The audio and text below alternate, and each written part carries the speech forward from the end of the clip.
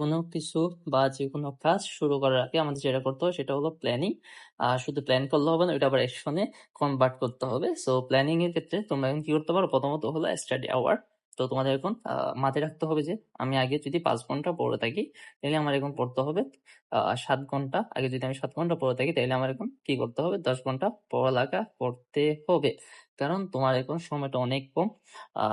এবং তোমার যদি গ্যাপ থেকে যায় অনেকগুলো, তাইলে তোমার হলো দেওয়ালে পিঠ থেকে গেছে বলা যায় আমাদের বাঙালিদের বাঙালি ভাষায় আরকি। সো এখন তোমার উচিত যে তোমার এফিসিয়েন্সিটা আরেকটু বাড়ায় দেওয়া। তুমি আগে যা পারো তার থেকে আরেকটু বেশি বেটার করার চেষ্টা করা। এজন্য তোমার টাইম আওয়ারটা একটু কি করতে হবে? বাড়াইতে হবে। আদারওয়াইজ পসিবল না। তুমি যদি পরিশ্রম করো তাইলে তুমি বেটার একটা রেজাল্ট করতে পারবে। এরপর মেক এ রুটিন।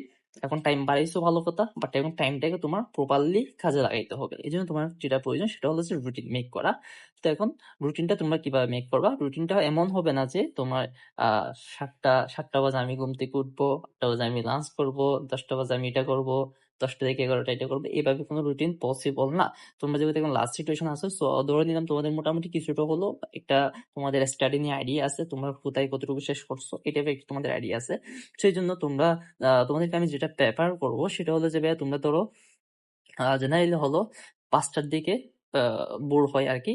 সো তুমি ৫টা সকালে যদি নামাজটা পড়ে ফেলো, নামাজ পড়ে যদি তুমি স্টার্ট করো, তাহলে সকাল থেকে দুপুর তুমি ১২টা ধরলাম।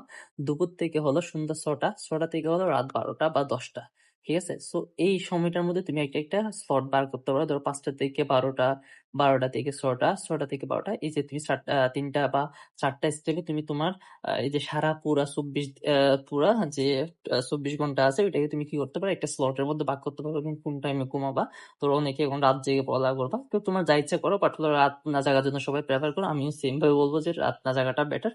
কারণ হলো তোমাদের কয়দিন পর কিন্তু এক্সাম। সো এক্সামটা হবে কিন্তু সকালবেলা। তো তুমি যদি এখন যদি রাত জাগো, সো তুমি এক্সামের আগেও তুমি রাত জাগবা, কিন্তু সকালবেলা এক্সাম দিতে চাইতে হবে মাস্ট তোমার। তো তখন হবে কি তুমি এক্সামে অনেক সময় পারফর্ম করতে না পারো, বা তুমি ওই সিকোয়েন্সটার সাথে কাজ করাই নিয়ে তোমার একটু কষ্ট হইতে পারে। এই জন্য তুমি এখন থেকে প্র্যাকটিস করো যে আমি রাত জাগবো না, একটা প্রপার টাইমে ঘুমাবো, প্রপার টাইমে উঠবো, এবং ১০টার দিকে যাতে যেমন আমার এক্সাম হবে ঠিক সেম ভাবে আমি যাতে আমার দিনটাকে ওইভাবেই কি করতে পারি, কাজে লাগাতে পারি আরকি। ওইভাবে নিজেকে একটা প্র্যাকটিসিং এর মধ্যে নিয়ে আসো। এখন রাত জাগিও না, আগে যদি জেগে থাকো, বাট এখন না জাগানোর জন্য আমি বলবো আরকি, না জাগার জন্য বলবো। কারণ হলো তুমি জাগলে ওই ওই প্রবলেমটা হতে পারে আরকি।